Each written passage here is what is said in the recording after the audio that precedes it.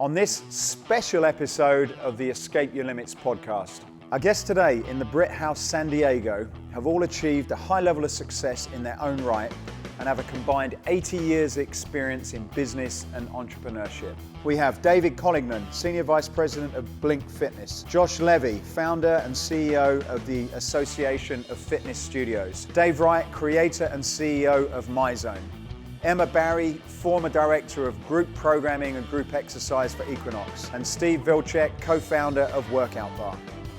The aim of this discussion is to deep dive into what makes the boutique model such a success, where we're headed in the future, and what we can learn from this innovative approach to fitness.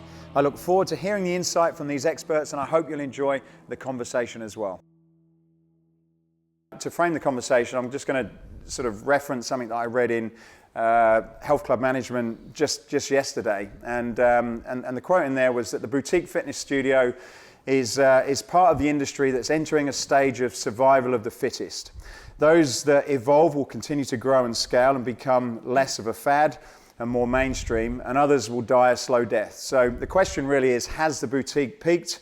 And that's the plan for today, really. And I know you're looking at it and hoping it hasn't peaked. Hoping it hasn't, right? So I thought hopefully it's only the third inning. Yeah, I thought a good place to start is to kind of have a look back, really. So sort of what's caused the boutique? You know, why does it started? How's it emerged?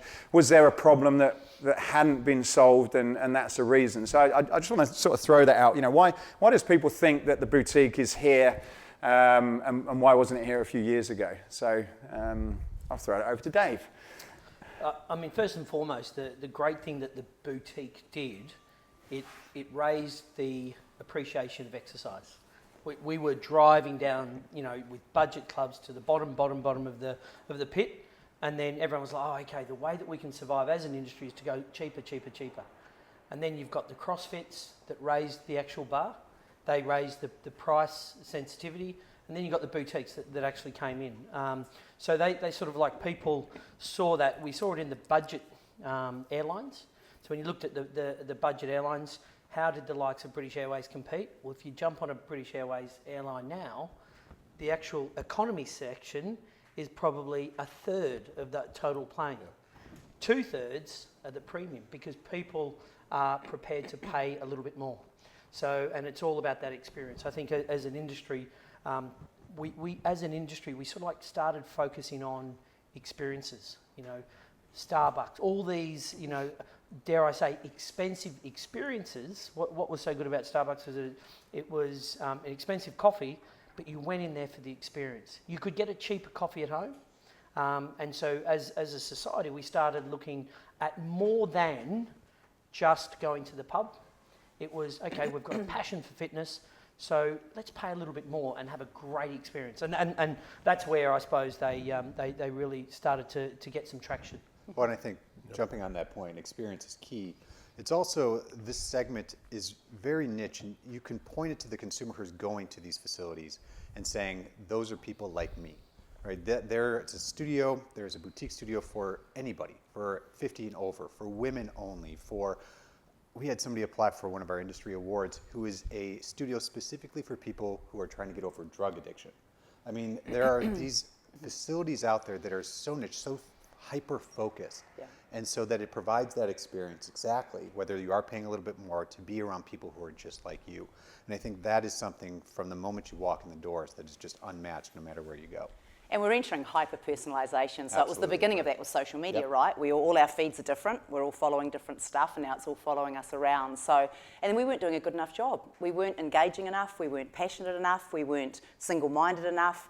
The experience wasn't great enough. And I think that's one of the big things that the boutiques have brought, that high emotional element. Yeah. Yeah, I think the big boxes really, I think, have struggled to kind of keep up programming, keep up that experience, and really make it special. It's hard to maintain that programming with these big box environments. And I think, I look at us as a value play, and while we don't offer group fitness, boutique for us is such an additive because, many locations we have in Orange Theory, or we have some some other boutique that's right down the street from us, and it's an additive for us. They look at us as like their gym, their local gym at a value, at a value price, and they can have their boutique fitness, and they can, belong to a lot of different boutiques. So I think it's really become so specialized. It's great. And what do you think, so, in a traditional, it's called a big box club, obviously Group X was big, and I know you've had a lot of experience in that world. What do you think, do you think boutiques have replaced what people were getting for free in a traditional big box club, Emma? I think they've done more than that, and I think, we're talking about peaking a little bit later on, but I think the boutiques are going to become the new gym, if you think about it. So in my observations, the big boxes, whether they're more at the budget end, through the middle, or at premium, we've struggled to segment, and really understand a customer. I might come for the dance and the bar and the social stuff. You might come for the strength and maybe a little bit of cardio and, some of the boys club stuff that's off the side, or the golf learning experiences, things like that. You've just been getting everything. So because we didn't segment through experience either. So I think that's kind of what's happened. So I think there's going to be a reversal, and we're beginning to see that in the clubs hitting back now. The big boxes are coming back. Everyone's renovating, talking to these guys, talking to the equipment guys, trying to create stronger experiences around their mind-body studio, their athletic field, their bar studio, and some of them are diversifying into more than one thing. So you've got SoulCycle, queen of the category, and they do one thing and they do it really well. Or you do Soul Annex, but it's right over here. So they've been very single-minded about that, and now they're taking that digital. But there's lots of them are now offering several things. You might get your HIIT and your yoga and your, one other thing. Boxing is the big trend right now, and rowing. So you might have a selection of those. And you're beginning to see it reverse in, and maybe PT's coming with it, and maybe open gym floor, and maybe, so you're sort of creating this new micro, but now it's 3 on-trend things and something that's got a bit of sustainability around it. So I'm seeing a reversal of that model just beginning to happen now. Right. And what do you think, like Dave, you mentioned low cost, and David, I guess that's kind of the category that you guys are in. What, on one side, people seem to be saying, well, they want fitness, fairly inexpensively. And yet on the other side, that Group X studio that was in some of those is now been extracted, and they're paying more for one class than they're paying for the whole membership. What do you think is going on there then? Yeah, I think there's two things, right? I mean, people are always going to probably want to use fitness equipment to work out, whether it's cardio, some strength equipment and things like that, right? People always want to have that equipment, and they can't afford to have a home gym, right, for most people. So I think they're always going to want to have that in their experience. And I think, now layering in all of these different options, I think one of the things we've learned from our members too is that they want to try new things constantly. So the boutique fitness is allowing so many different types of categories and different types of experience for them to enjoy, right? So I think for us, we continue to kind of lean in on that and make sure that we're offering the premium experience, if you will, in the value category that says, hey, look, we're going to have that equipment for you. You're always going to want to include some strength, and you're going to want to include some things that these smaller boxes can't provide, and make sure that we're additive to that we're working in partnership with many of these, all these boutiques throughout the nation, and keeping our value price in place is what allows them to do both, allows them to kind of, to work out the way they want to, when they want to, and that's, I think, what's also changing. People's work, they used to just go to the gym 3 days a week, do their cardio, do their routines. I think there's so much more information, education available to the general public today about how to work out, that they want to try new things. They want to understand, how do I stay healthy, and how do I do more than I used to do. Right. And Steve, your situation is quite unique, because you're on the side of a traditional world gym, which is, I guess, relatively sort of mid-market, and then you've got this this boutique on the side. How does that dynamic work compared to where they were previously, and what that model looks like now? You've added you. Well, I think that model, what we were experimenting with, is trying to find a big box, for instance, is having some dead real estate, and seeing if we can capitalize on that real estate, right? Bring something else, bring that experience, bring the everything that you guys have been talking about, which maybe in a big box is sort of a little bit lack of experience. We're trying to see if we can hone that in a little bit, right? And that's what we're seeing. That's what we're getting. Yeah. The other thing I think that maybe why boutique still has legs is proximity. And you talk about value. You talk about the greatest commodity we have, the greatest value we have, is our time. So when you have to drive too far to get to your big box, you can take these boutiques, you can build 5 boutiques for every 1 big box, right? So we're getting that, the distance proximity, we're getting that a lot more dialed in. Right. Well, it's a convenience factor. is exactly what it talks about. I mean, we talk convenience. I mean, I've talked about this a lot, where you can walk into a big box, and I know they're kind of coming full circle and they're building the boutique within the big box. But at the end of the day, if you want a specialized type of class, you're not typically going to find it at a big box facility, because they might have a vinyasa yoga class on a certain day at a certain time, and it doesn't fit into the consumer's lifestyle. It's completely flip-flopped when you look at a boutique, where the consumer basically can find what they want when they need it within these facilities. So from a convenience factor, that's huge. And also, when you look at it from just where the industry is going, boutiques are able to have control over what they do, because they can pivot so quickly. It's like steering a speedboat or the Titanic, right? If you want to integrate boxing into what you do, into your programming, you can do it tomorrow. In a big box, you can't do that. It takes it from the top down to say, all right, well, we're going to experiment with boxing and what we do and stuff like that. Boutique, you have full control over what you're doing at all times of the day. There isn't a hierarchy that you have to go up, depending on if it's a franchise or if it's an independent.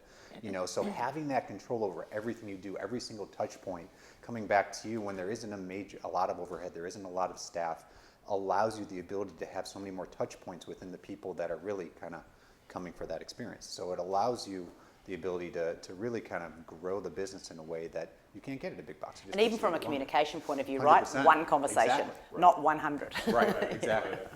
Right. Yeah. When you say that, what do you mean, like in terms of Operationally, Right. yeah, so if I'm just selling a cycle class, a boxing class, a treadmill class, a rowing class, that's all we talk about. So that's all the content that I push out. If you're a club, what do you push? The kids club, the parking, the new field, the new classes, the Friday night, the Mother's Day. I mean, it is full on. Yep. We're all on the emailers, we all get it, it's one conversation. But from the gym, I mean, you know what it's like when you're lining up, with your comms department on when you can get your message out, and no, you're only allowed one message this month. I mean, it's all of that. Yeah, it's tough. You've got so many things to communicate, and that's what I mean, because there doesn't seem to be a lot of successful segmentation where you get those comms, you get those comms, you get those, because that hasn't really happened very well. I'm getting everything and I'm hating it in a world that's just delivering me exactly what I want. Yep. Yeah. Yeah. Well, if we had to sort of deconstruct then I guess what makes the boutiques attractive at the moment then, and I suppose to be able to maybe even apply that to other different models, what would you say are a few of the things, if you have to sort of boil it down and say here's some of the magic ingredients that does make it pop for people? How would you guys define that? I think there's a coolness factor to it. 100%. There's a social influencer perspective to it, which is kind of driving the space, at least right now, depending on certain brands, that it's viewed very much as a cool thing to do, to go take a cycling class or to go work out at this boutique studio. I mean, social media has such a major impact and influence on consumers' buying decisions, and people like to share what they're doing. I mean, I heard it somewhere, you might have even said it, that those experiences are social currency. You know, and I mean, that ultimately is driving this for a lot of these people in this segment. It's the cool thing to do, and health is the new wealth. We've heard that many times before. The models are doing it, the celebrities are doing it, we know what Beyonce does, we know what the Beckhams are doing, we know what Hugh Jackman's doing. I mean, it's all driving. But it's the local community too, right? It's the moms in the morning who are like all getting together and could go take a class, because now there's a boutique that's opened up in their neighborhood, right? And then if something else comes along, they'll try it because it's something different, it's unique, and again, very community driven. I think back to the point that was made earlier from Josh's, I think the convenience play is so important, and these boutiques can get into these neighborhoods, can get into these smaller, profile locations that some of the big boxes can't. And it's a quick drive, and when I'm there, I'm with my friends. I'm with people that I know, and I get this real community piece of it. That's so and exciting. done well from an economic point of view, you only need a few hundred engaged members, and you're there. Right, exactly. Very different to And it's referral, right? A lot of referral. So it's like I had a great experience there. I love this, this workout and this instructor, and here I am. I don't think anything you've spoken about a big box club can't replicate from social or anything like this. I don't think boutiques are a sustainable model, categorically. As an industry, we come from variety. That's if everyone had the motivation to do it themselves, you do your push-ups, your sit-ups, you wouldn't need a gym. But back in the 80s, we used to have standalone aerobics. Aerobics, just aerobics it was called, and you'd have all these one modalities. I wasn't born then. No, of course. It was one modality, right? But what made the actual the rise of the health club is being able to kill as many birds with one stone. So we are an industry right now of fitness snackers rather than fitness users, so to speak. When you But say snackers, a fitness snacker is someone that goes, okay, I'm going to try this today, and then I'm going to try that over there. What we have to understand that the single greatest thing that in technology that's changed the industry is EFT. The ability, what's that? monthly subscription. Okay, right.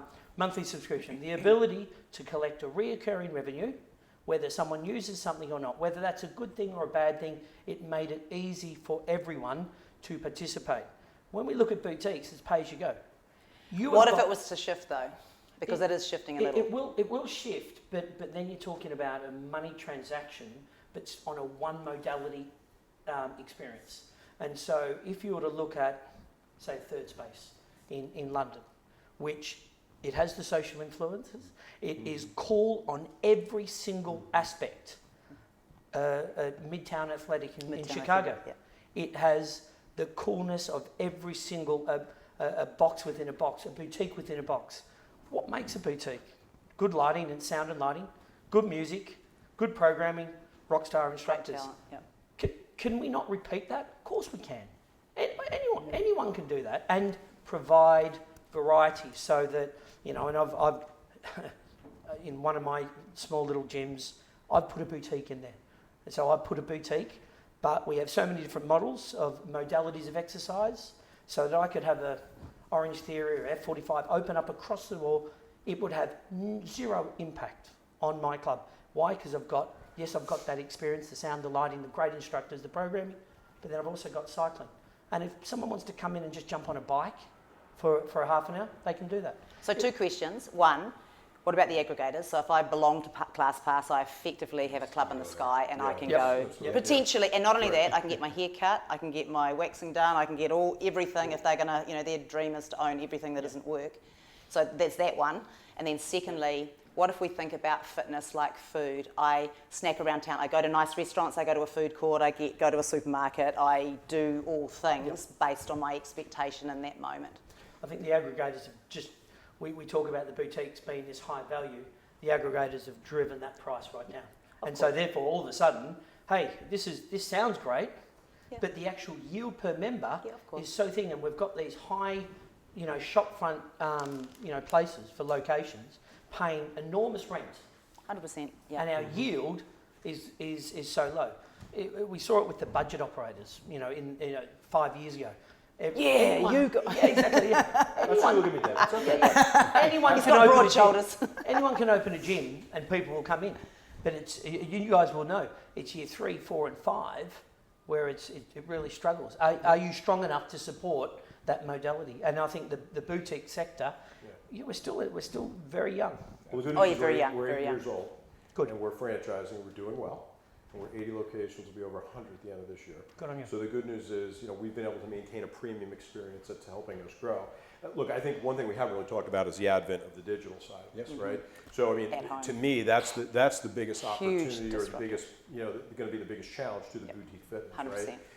If somebody comes along and can really, really create that community and that experience, and look, Peloton has done it at some level, but it's done it to a very, very small segment of people who can afford the equipment from a capital perspective, right? What's that going to look like? What's that landscape going to look like? And if somebody can really create that experience, that live digital experience, that I can get at home, I can get out of a gym, I can get anywhere. What does that look like? And how's boutique fitness going to manage and that? especially, David, if we go into recession, because where people are looking at their dollars and all of that. So if you just hold the digital for a second, because I'll come back to that. That was Matt's question. That's all right, no worries. Josh and Steve, what's your thoughts to Dave's comments in terms of it being, not being sustainable? Then what are your thoughts on that? Well, I thought about it a little bit for sure. I think He likes to be provocative. The piece that I guess we really didn't discuss is engagement. And in order to have a boutique, you have to have these hyper levels of engagement. And I just think it's really hard to sustain that in a big box, right? Why? Because somebody's got to be on task. You have to be going through Instagram, Facebook. You have to be messaging these people. You have to be interacting. And I don't see that happening in a big box. It's too much work. Oh, I think is it anything. That Now we got a debate. Here we go. Yeah, here we go. That's what we came for. which is fine. I mean, look, anything that when I hear boutiques and anything like that, in my mind, I sit there and go, who says a club can't do that? What we're saying is a club can't engage with someone like a boutique can. A club can't employ a actor or a performer to run their Group X. I mean, look at how Equinox did it. They've done it really well, and at the end of the day, when I hear what people go, oh, this is what it is of a boutique and it's social media, none of that.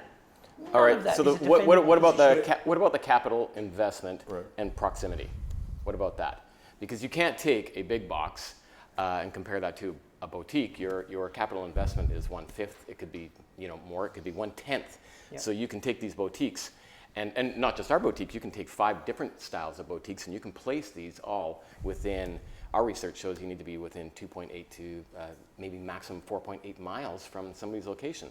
How are you going to do that with a big box? People are tired of driving to a big box location. Their time is so valuable. I'm still amazed how people make an hour every single day to come, and come do a workout with us. The other thing I find with boutiques is they really harness that energy of community. And I go to both gyms, I still go to a big box, and I still do ours, and I love both. But for me, what I see is people are going to have their big box gym, they're going to have their membership there, and they're going to have their boutique. Because over here, you feel special. When you're there, you know it. When you walk in the big box, they don't even know your name. They don't even know your name when you walk in the front door. And I'm sorry, but people want to know. They want to know that somebody in this place knows their name. And when they do, it makes them feel special. Do you think boutiques do that? I would argue. We do that. You might do it. Oh, we do it, and we're going to crush it, and so is this guy. Yep. That's what boutiques are all about. That's what it is. It's that personal connection. If you're not making it, you're going to die. As an industry, you're absolutely right. People talk and say, oh, tech, tell us all about tech and data. My answer is simple, is if you can't say hello and goodbye to someone when they walk inside the club, don't worry about tech and data and digital and all this. If you can't engage with someone, but I think what we have to be very careful is that it's almost Globo Gym, dodgeball, Globo Gym. This is my little independent club here or the Globo Gym over here. That's, I think, what people are getting in their mind of boutique, nice, friendly and all this, or big, massive box where you are, no one knows.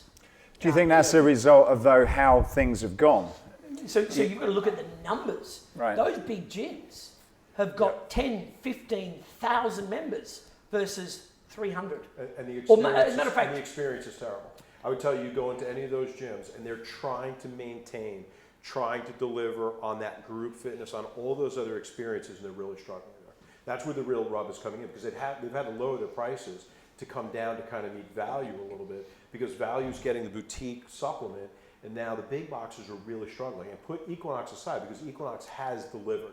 Equinox has been able to consistently deliver programming. It's chic. It's a great place to be. That, put them aside, I think everybody else is trying to come down to the bottom. And that's where I would tell you, this competition all the time. Experience is tough. It's really tough. Do you think, though, with the big box? Look at David Lloyd's, the most profitable operator. They're a massive box. They're tennis courts. They do swimming pools. They're the largest operator in Europe, and they offer a boutique Blaze programming within. You've probably seen most successful Group X class they have ever done, and they are the most profitable gym chain in Europe. And all they've done is replicate a boutique within the 4 walls, so that their members who pay premium, but it's still cheaper than a boutique across the road, and it's the premium. Well, I think that's the difference. I would talk about the U.S. model. Honestly, all the big boxes come down in price, and I think they've really struggled to maintain experience. With David Lloyd, though, Dave, I guess what they have done is they've almost taken, let's say, a Soul Cycle, just as a name everybody knows, and they've created a club within a club. So they've got different instructors. They've got, they won't take David Lloyd trainers unless they can meet to a certain standard. the experience is like a boutique. So I guess they've taken that high level of everything you would expect from it, but they've put it within the four walls of a traditional club. And that's what I mean by a defendable position. Okay. You know, that's exactly what I mean by, what you're offering in a boutique. Any operator, if they're smart, can go, guess what? I can say hello to someone when they walk in, and I would argue that a lot of boutiques have no bloody idea of someone walking. You know why? Because it's pay as you go. It's not a member. You're not a member. You're paying as you go. Well, they're not all like that, right? We're Yeah, they're not. Okay, Yeah, you're right. EFT. We're EFT. I think it depends. Exactly. Yeah, the model. Yeah. Exactly. So let's take a step back. So we're looking at the market as it stands right now. Boutiques are nothing new. There have been boutiques in this industry, independent gyms, whatever you want to call it, for years and years and years. What's happening now is there's a lot of money coming into the fitness industry because a lot of big players, Apple, Samsung, Facebook, everybody is finding that this is a market that is ripe for growth. And so what's happening now is that there's a business education element to it, because if you're a John Smith trainer at a 24-hour, gym or something like that, and what's the end game for you? Where do you go? What's the next step in your career? And is it a franchise model? Sure, could be. Got a couple $100,000 stashed away. Is it to open up my own studio or gym or boutique? Could be. Depends on what it is. Because of the low overhead, because of where you open, because there's not a lot that's necessary, because there are so many more opportunities out there from a business education standpoint to understand what it means to be successful, depending on where you're located, you can still be successful and still grow. I don't disagree from the perspective of the boutique market is hit its peak. I think it's going to continue to grow. There's going to be cannibalization. I mean, come on, it happens in every industry. I mean, we know that's going to happen. But the entrepreneurial spirit is high in today's society for these trainers. They don't know, let me rephrase, many of them don't have a lick of business skills. We know that, right? They're opening these businesses that they're hoping ClassPass drives people into their facility, low peak times, to drive additional revenue. But the ones that are doing it well, the ones that are doing it right, the ones that are gaining the education, I mean, we know SCW just paired with, Club Industry for their business summit. We know there's other boutique summits out there that are providing education for these professionals that never has been accessible before. You can't come to an IHRSA and get a whole bunch of business education on how to run a profitable boutique. You can with my organization, but that's another story. At the end of the day, in our research, when we reach out to fitness professionals through the major certifying organizations, when we reach out to our member base, 40% of all fitness professionals want to start their own facility. Now, will they? We don't know at the end of the day. Will they be successful? Many of them won't be, unfortunately. That's, just the heart of the matter. But it's not going away. I think every trainer, I used to run big box health clubs for 10 years in the Chicago market under Gail Landers at Fitness Formula Club. So I was a GM of 2 of his locations and worked for him for almost 10 years. I've had many trainers underneath me leave to go start their own boutique studio. Many of them have not been successful. Some of them were not successful at the beginning, but they worked their way to it. What I believe now is that what's happening is that years ago, you could start your own boutique, your own gym, whatever you want to call it, and guess your way through it, and you could make it work. You could figure it out and stuff like that. I'm not great in marketing, I'm not great in operations, but I've got the time to figure it out. You can't do that now. You can't Too competitive. guess. Right, it's exactly. Too competitive. You just can't do that. And so I think there's going to be a shift in terms of, well, if I'm going to go out and do this, I need to make sure I'm prepared, because so many people just realize, I want to start my own studio because I'm not happy with my current situation. When you look internally, are you not happy with the location, the big box you're currently at? And that's why you're not happy? Do you really want to be an entrepreneur? Because the moment you put that name on the lease, you are not John Smith the trainer, you're John Smith the entrepreneur. And that is a very, very different set of skills. And a lot of these people don't understand that when they're getting into business. And I think that's where a lot of them are failing. Do you think that's what's driving, so outside of what we've spoken about earlier then, do you think a big part of what's driving that is a lot of these young trainers to say, look, I've had it with working in a traditional club, I want to do my own thing? Are you saying that's a big part of it? I think that's part of it. Right. Absolutely, I think that. I've seen it firsthand. I mean, I know they're sick of getting up at 5 a.m., going to do their split shift, client from 6 to 10, go get lunch, go do whatever they're going to do during the middle of the day, come back until 8, 9 o'clock, get home, hard to kind of unplug, get back up and do it again. I mean, that's not a sustainable lifestyle for a lot of these guys, and they want something more. Now, when you start your own business, you're doing that just as much. Exactly. Right. A lot of these, they're buying themselves a job. I mean, I don't know whether you're different, Steve, but a lot of people that are sort of like, they've been a great instructor or whatever, and they've gone, do you know what, I'm going to do it myself. Sure. It's easy to open, and I suppose if we were to take a step back, what do we define as a boutique? Yeah. What is a boutique? Is a boutique a CrossFit site? Or are we calling boutiques small independent clubs?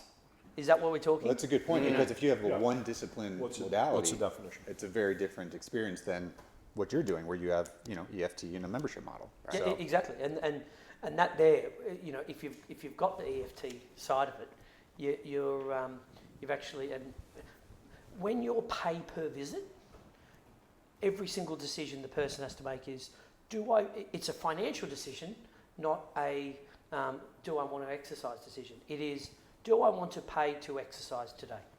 It's a financial thing. It's a hard model. That model's a hard model. And do you think That's they're what the big making? ones are. Do you think the ones that are making money have the reoccurring revenue model, or the pay as you go? And can you make money without having that? What do you think? Who's making money? Is it the franchisor or the franchisee? That's the question.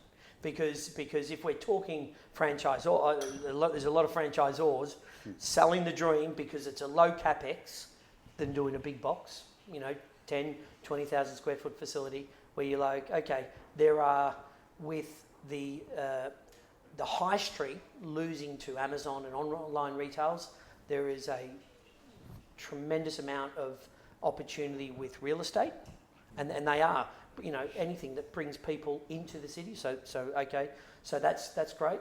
But are they making money in the long term, or are they just buying themselves a job? Do you know, Josh? Are these guys making money in general?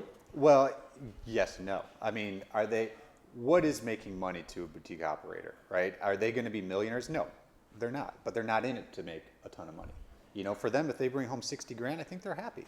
At the end of the day, that's not for everybody, but for them, if they're doing what they love and they have full control over what they're doing and they're running their own business, I think if they bring home 50, 60 grand, I think at the end of the day, do they want to make more? Maybe. Yeah, and the successful ones are not single box operators Right. either. They're opening 5, 6, 7 locations, and that's the dream, and that's what they're thinking about, having a system absolutely, and, to grow. To grow, right? So the single box operator is going to be. There might be people who do that, but for the most part, people want to get to multi-unit and from a franchising perspective. What do you classify as a boutique, Matt, in Europe? Well, I guess that's what I was trying to understand. Are we talking about? Is it really? Is a boutique just somebody that's packaged the things that they've not had in the fitness industry, such as experience and customer service and just a great experience? Is that really what they're plugging the gap, and we've put this title on it as being boutique, or is it something else? From the conversation, it certainly sounds like what boutiques are delivering is fantastic customer service. Something that's fairly unique to me, as you say. I can't remember what was the specific group you mentioned, ex-alcoholics or something, was it? Oh, it was, I don't remember the name of the studio, but I could look it up. So it's almost like, you're getting someone that's specialised rather than just going into a gym where I probably don't feel great. I feel as though you've got to be fit to go into it. And are they just meeting a need that's not been met, and the big boxes have managed to get away with that for quite a long time? And is a Curves a boutique? Because it's one modality, and they got to 9, 12, 13,000. Is a CrossFit site a boutique? I suppose the question is, who puts the word boutique into it? Where did the word boutique come from? Somebody coined it. That's what we as an industry are starting to say, oh yeah, I'm a boutique. I've opened this boutique. Our customers have got no bloody idea. Because if you say, what's a boutique hotel? A Ritz-Carlton is not a boutique hotel. A boutique, effectively the pure nature of a boutique is that it's not replicable and it's not scalable. Yeah, it's a one-off. It's a one-off small boutique little hotel. And that's why if we were to look down to the boutique, that's why what boutique has really scaled. Barry's, how many has it got? But to most members who go to a boutique, it's in their community, they have one.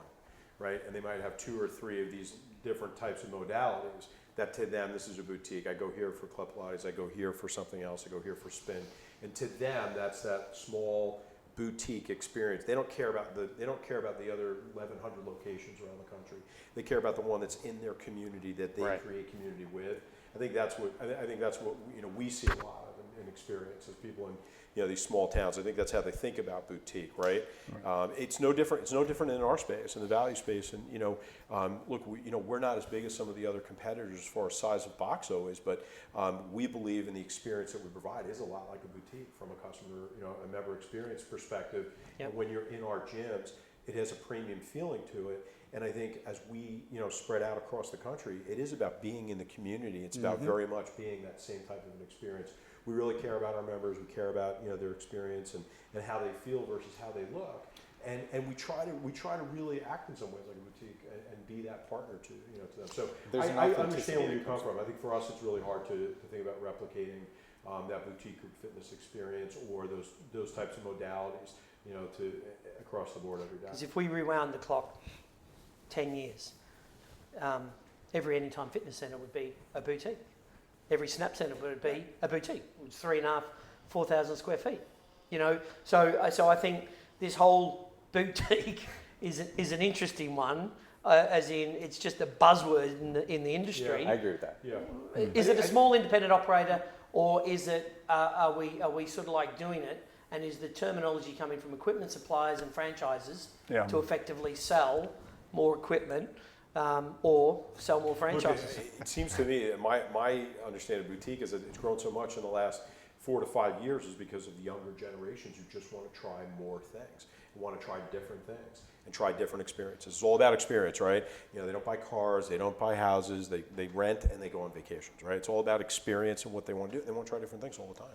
And David, you're obviously part of a group that has a number of different brands, from a premium to a, I'll call it low cost, and they also have a couple of what you would call traditional boutiques, which would be SoulCycle and the boxing Rumble. I guess they felt the need to diversify. Why do you think, based on what we're talking about here, why do you think then they? Yeah, I still think there's two things, right? I mean, again, Equinox undeniably provides some of the highest programming, quality of program. And experience, right? People want to be part of that community, and in an Equinox gym, and be part of, and also have the variety, right? But there's such quality program, and they're leaders in it, both in personal training and group fitness, right? I think SoulCycle was a great opportunity for, again, you think about that community, you think about a little bit more specialized. Equinox was really smart at the time to see it as additive and not being something that would detract from their boutique experience. Equinox has its own incredible cycling experience that they provide that's very different than what SoulCycle does. So together, the two are very additive. And I think, I think when you look at our brand, again, we've looked at group fitness and just said, again, thinking like the big boxes as those value plays have come into place, really hard to provide a premium experience every day that isn't canned. That isn't something off the shelf that everybody else is doing. It becomes a very high, threshold on an expense model and four-wall economics to really make that thing work and be successful. And I think that's why our franchisees and our franchise model is starting to take off, because people recognize that it's a great opportunity in the value space and supplements well to boutiques, and they're not a threat today to it. Again, you look at the big boxes. And I think what you're going to find with the big boxes, the 24 Hours and the LA Fitness, is that they've got the historic and the real estate's so cheap because they've got this massive square footage, but then they're starting to look at how much yield can we get per square foot. So let's have a look at our racquetball courts where we can only get two. We can only service 2 people. So the capex on that, and you see what LA Fitness are doing with their HIIT studios, which is just flying. And they have a dedicated membership person at the front. It's the only place where they have a dedicated membership person, so that they've got their standard and then they've got their yield to step up. Now, they are a mid-market membership, largest profitable gym chain in the world, obviously. And now what they're doing is they're basically offering that within their 4 walls. So that therefore it's like, okay, to their 4.3 million members that exercise, to say, hey, do you really need to go down and spend another $250 a month? Or how about you spend another $150 a month with your membership, and we've got the convenience here. So this is where. So I suppose what's happening though, that people are realising that I guess what the boutiques have done is they've challenged a lot of these traditional clubs to say, look, we're going to, and I even spoke to Michelle from David Lloyd, and it's like, yeah, actually, we've probably needed to raise our game, and these guys have come on and they're doing a fantastic job at the things that we're probably not, and now we need to respond, I guess. CrossFit, people that do CrossFit, you might do it for 6 weeks, do your shoulder in, and then stop training, and then you go back, you know, and so it's a constant churn. So what fuels the growth? At the moment, there's undeniable that there is a lot of growth. You know, you guys have got this. What's fueling that growth? Oh gosh, there's a variety of different things. I mean, you look at the fitness industry as a whole, and what have we done horribly for so long? We advertise fitness for the fit a lot of times, right? Yeah. And so, yeah, it's great. Hey, we're going to add this, we're going to add that, and if you're already healthy, hey, this is going to be something that you want to take on. But if I'm a consumer sitting at home, where 80% of the entire population is unfit, then what's fueling the growth is a lot of these boutiques, as we'll call them today. There's a place for them, as I mentioned before. So there's an opportunity to go in and find something like you. It can be daunting to go into a big box health club. I'm not saying people to do it. People do it in the millions every year to go in those facilities because it's convenient for them. It's possibly a lower priced offer. There's more variety. I absolutely understand that is an option for a lot of people. The boutiques just take a different approach. They take the community, aspect to it. There's an authenticity to these boutiques because it's not corporately owned. It's more, I'm part of the community. This is what I'm doing. And a lot of that is attractive to a trainer who's willing to take that next step in their career. They have to understand the business aspect to it. So when you wrap it all into a pretty package, there's a lot of things that are fueling that growth, a lot of things that aren't going to stop. And these boutiques have the opportunity to create this environment that, as I said before, this is the right place for me to go. Now they don't have the money, they don't have the scalability. A lot of them at the start, they have to grow to that. But at the end of the day, when we look at the two different segments, you've got the big box clubs and you've got boutiques. We all know the S-curve theory, in which, you can look back. I mean, you said it before, in the 80s and the 90s and stuff like that, big box health clubs came out of, nowhere. I mean, they basically went from tennis and racquetball clubs, where it was the National Core Clubs Association that merged to become IHRSA. And from there, they built, and there was a health club opening all times, every year, seemed like every month, depending on, even in a major city.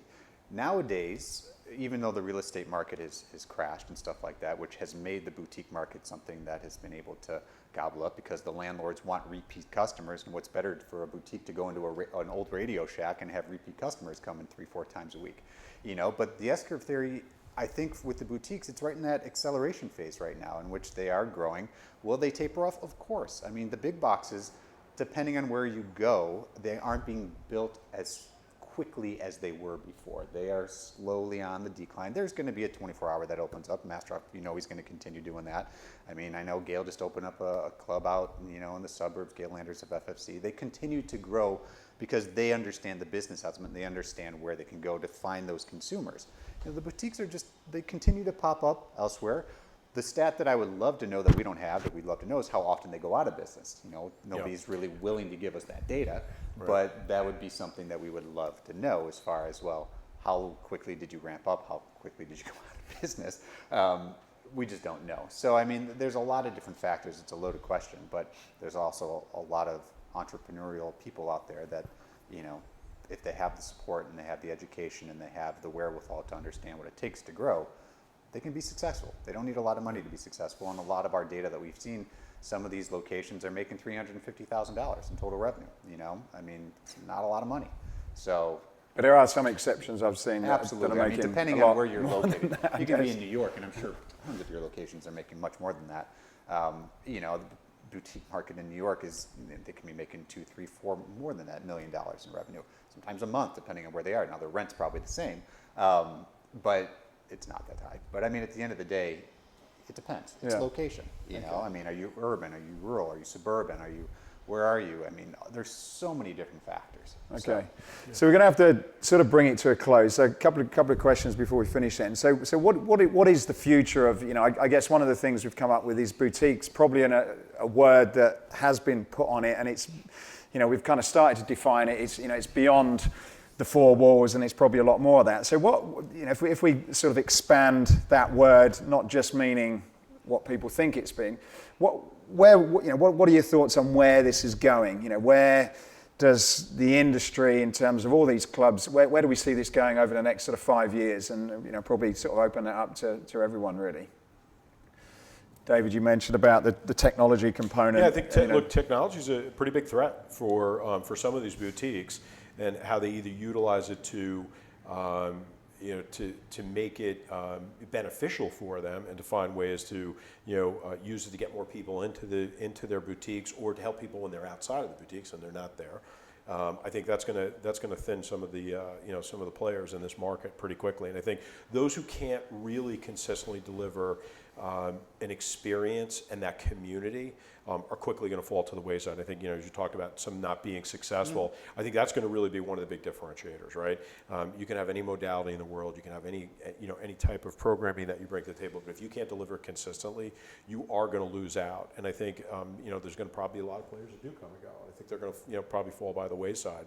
And I think, from a technology standpoint, my gut is that the big boxes are going to probably be able to figure out how to incorporate technology faster than some of the individual players, because they are somewhat independent in a lot of ways. So, and do they have the capital to integrate technology into their experience? Do you mean like kind of what Peloton's doing, which is sort of taking that boutique into the home? Is that what Look, I think it's hard to say what it's going to be today, right? I think there's so many. I think there's so many opportunities on the horizon right now. I think Peloton's one, but I think, again, that's a very limited audience when you look at the cost and barrier of entry to get into that. It's pretty low, right? Or pretty high, I should say. So I think it's going to be, I think, the big boxes and some of the other players, I think, how they figure out how to provide that experience through technology. And again, it might not just be in gym, it might be out of gym. So I think, or in box, out of box. I think that's going to be a pretty big threat to boutique in general in the long term. Anyone else want to comment on that one? Yeah, look, I mean, I think what if we are going to talk about the boutique and all this, in regards to the tech, it's a frictionless experience. That's what it's slick, it's frictionless, and that's what they've done really well. I think the growth has been because it's easier to open a boutique or a small square foot facility, with less capex. So therefore it's more attractive. It's more less rent, less size of facility, don't need swimming pools, don't need jacuzzis, don't need all this. You've effectively got this. And as the industry is moving away from fixed weighted machines to functional training kits such as Escape Fitness, plug. Thank you. Dave exactly. But because of that, but it's also about group training. That's the fun. I mean, that's the fundamental thing about boutique. It's group training. And so, if you would ask me, where is it going to be? It's going to be an infusion of 3 to 4 different group training modalities together under one roof. A 5 to 5,500, 6,000 square foot facility that you've got a mind-body group training center. You've got a cycling group training. You've got a a functional or group functional training sort of like room, and you've got this with nice trainers with a frictionless experience. That there, and in that functional training space, I mean, what we do with ours, and we are retrofitting that in all my other gyms in Australia, is to say, okay, let's get rid of all the other, let's open the space out so that, yes, we've got the group training, but can we also use that space in the other time for WODs? Can we use it for boxing? Can we use it for other modalities so it gives our members choice and variety so that they don't get bored with one modality of training? That, in my humble opinion, is so they get the community, they get the group training and the motivation. They get that motivation, because you go in there to a group training session with a great instructor, with good lighting, good sound, in a cool environment, and with other like-minded people, and you go, wow, what a great experience. And that there, I believe, is, and you can get more people in that square footage than 25 pieces of cardio, because you're capped out at 25 pieces of cardio. But you could, in our little group out, we've got 2,800 square feet, and we get 75 people group training at once, at that one time. So one of the things I'd like to talk about in terms of boutique that we haven't really touched on is the experience outside of the facility. And so everything we've talked about so far is the experience inside. We do wine trips, we do hikes, we do summer beach parties.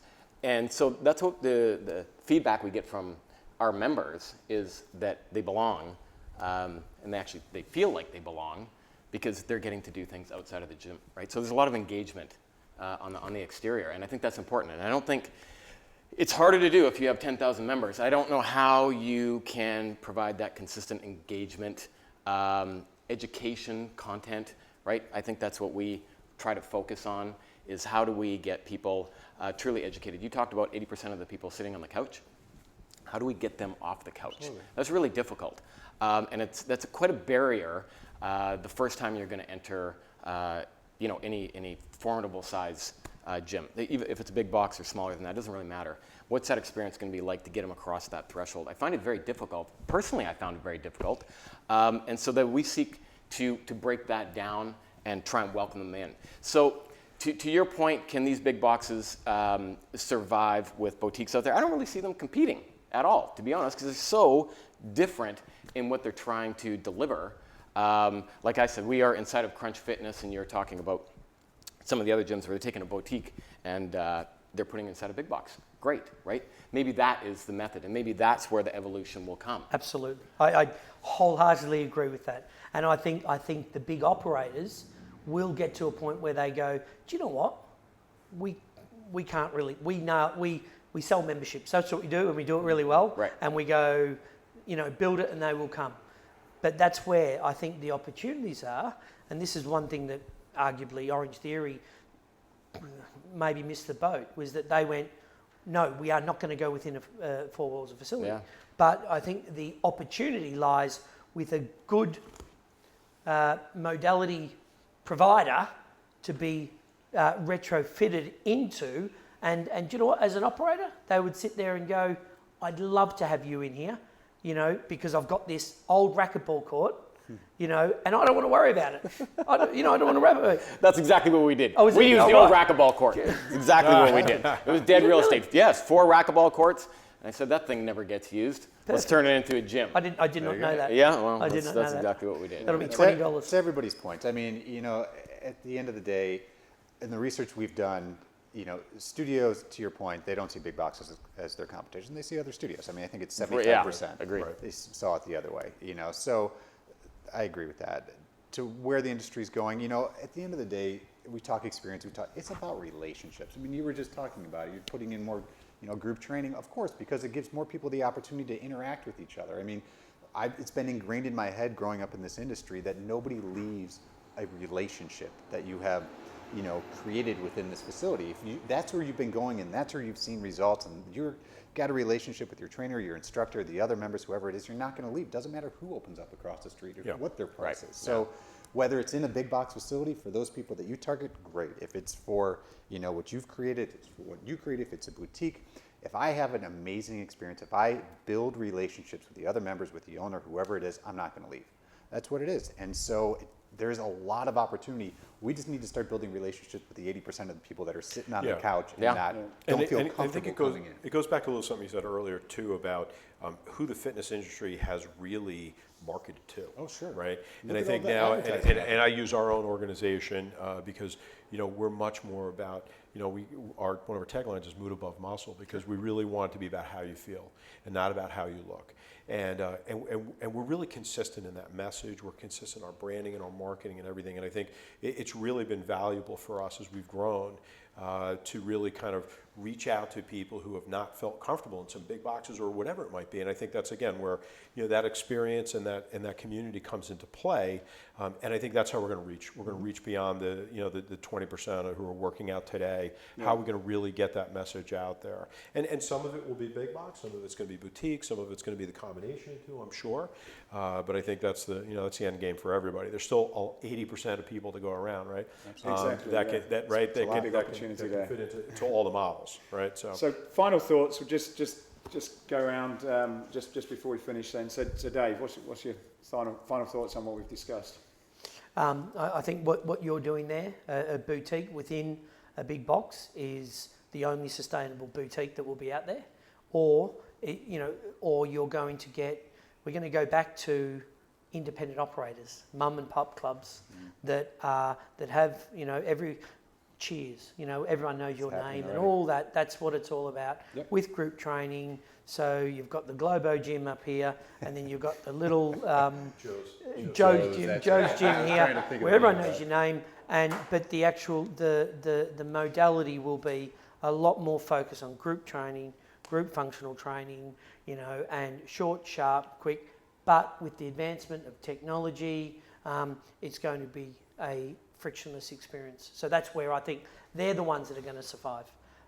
Apart from that, the franchisors are going to get in, sell you as much as possible, and get out as quick as possible, and leaving all these people with babies to carry.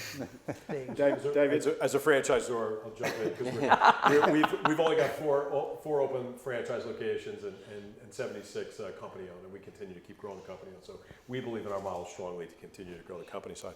But I think, and I'll go back to the technology side of it. I think the ability for and this, I think, is how we're going to reach some of the 80%, is the ability to reach people inside and outside the gym. And I think, Steve, what you're talking about is pretty interesting, to be able to reach people beyond just the fitness side of it, and a little bit more about the experience and pulling all that together, because it reaches more people and brings people together a little bit differently. But I think for us, look, we continue to see a pretty big horizon, and I think technology, frictionless in all aspects. Forget just group fitness, but how do we use technology? We're starting to integrate technology in many more ways than we have in the past. And we've been kind of one of the leaders in it, from not only how you join our gym, but to how you experience our gyms. And I think as the advent of two-way communication of technology and group fitness and what you've seen in Peloton and some of the others, I think that the advent of that two-way communication is going to really be a game changer, I think, in the fitness space, and hopefully help not only boutiques, but I think the big boxes probably succeed together. So Thanks. Josh? Yeah, there's a lot of different areas in which the industry can grow. I mean, I look at it simply as, how do we make this a lifestyle for those individuals that are looking to get fit or are currently, fit themselves? Because it's one thing to come in and to work out. It's another thing to make fitness part of your lifestyle and sustain that, which is a very, very different concept. I think boutiques have that opportunity. I think that's where it's going to continue to grow. I think there's going to be a change or a shift in the marketing, I hope, to showcase that there's that 80% of people out there that this is something you need to change as a lifestyle. It's not just come in, it's not just work out. To Steve's point before, inside, outside the club, creating that experience, building those relationships, making this part of your everyday routine is going to be the biggest challenge. It always has been, but now there's an alternative to the big box that allows people the understanding that this is a place for you. And I think we're going to continue to see that grow. And then, of course, everything that everybody else has said here, I completely agree with. It's going to be interesting over the next 5 years. Steve?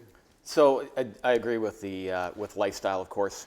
We are delving into trying to migrate away from weight loss, a little bit more strength building, but really it's more about, is this something that you can do for the rest of your life? Mm-hmm. We're not in here to try and get you to lose 20 pounds or 30 pounds. It's how can we integrate you? How can we engage you? How can we provide value on a consistent basis so that you want to be here? Not only do you want to be here, you're excited to come, right? And I think that's a big difference. I came from running. I did personal training, and there's days you wake up, I don't know if I want to do this, I want to do that.